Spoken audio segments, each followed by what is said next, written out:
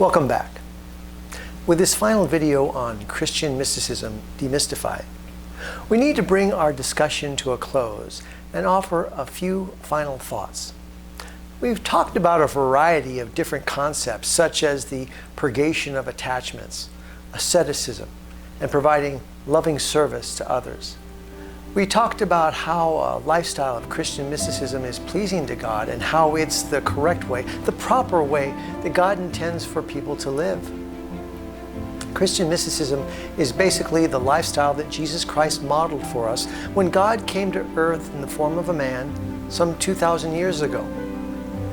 But where do we fit in with all of this? Now, what I mean is, whether you consider yourself to be in recovery from addiction or not, a lifestyle of self-improvement that involves purging your bad habits through prayer, unitive contemplation, and asceticism, it requires hard work at the start, and it demands that we live in a new way. But is it worth the time and effort? Will such a change in lifestyle open a door for us to get what we want out of life? For example, what about our personal and professional goals? What about our financial goals? What about our other needs, our hopes, our dreams? What about our happiness? To try to answer these kinds of questions and to wrap up this video series, I'm going to ask you to entertain one final case study. We will conclude by looking at the amazing life and example of a 20th century Christian monk. His name was Thomas Merton. Born in 1915 in southern France, Thomas Merton later immigrated to the United States and became a U.S. citizen. Well educated, with a master's degree in English from Columbia University, Thomas Merton was highly skilled with languages, and he had a deep love and a talent for writing. In fact, prior to entering the Catholic priesthood and as a young college student, Thomas Merton had a goal to become a well-known writer of books and poetry. Later, as a Catholic priest, he did go on to write dozens of books on both spirituality and social justice. He even wrote a best-selling autobiography entitled The Seven-Story Mountain. When Thomas Merton entered the Catholic priesthood, he joined the Cistercian order of monks. These monks, who are also known as the Trappists, have a reputation for living a lifestyle of extreme asceticism. It's no surprise then that Thomas Merton became a big proponent of, and he wrote about, not just prayer and contemplation, but also about a lifestyle that embraces key ascetic principles such as simplicity and silence. Now, nothing I've said so far about Thomas Merton is revolutionary.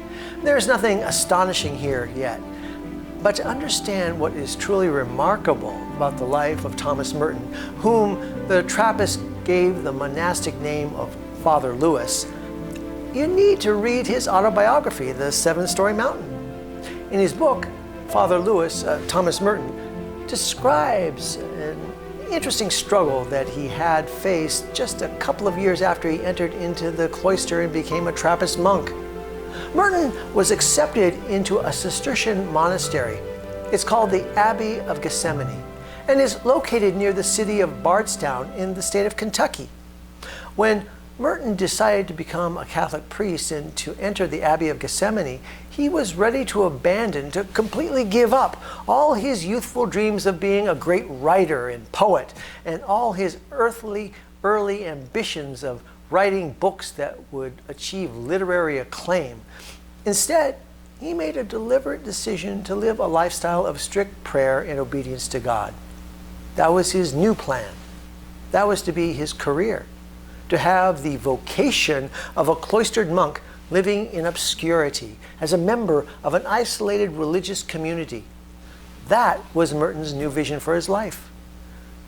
But apparently, God had a different vision. In Thomas Merton's autobiography, he described how, as a young Trappist monk, his religious superiors, his bosses, gave him unusual favor when it came to job assignments.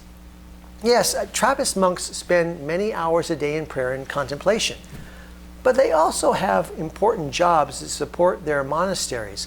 For example, the Abbey of Gethsemane is situated on a 2,000-acre parcel of land, which includes a working farm. Thomas Merton described in his autobiography how he and other monks performed farm-type heavy labor in support of the property.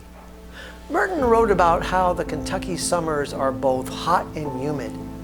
This makes farm labor especially challenging.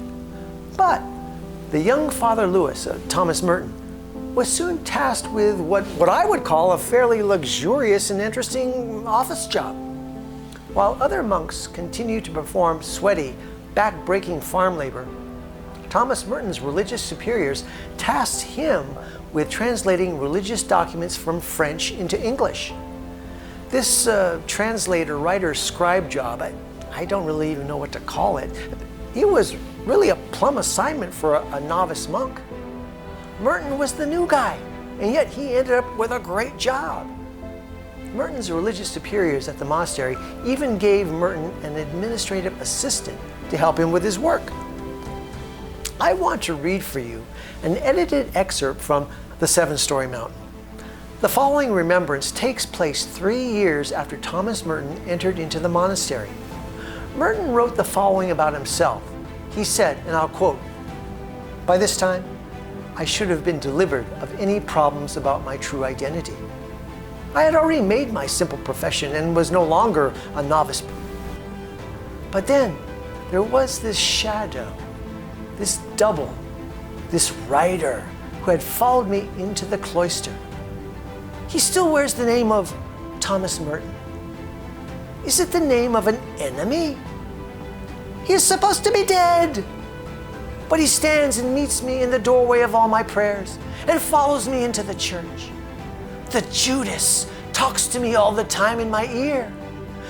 He is a businessman. He's full of ideas. He breathes notions and new schemes.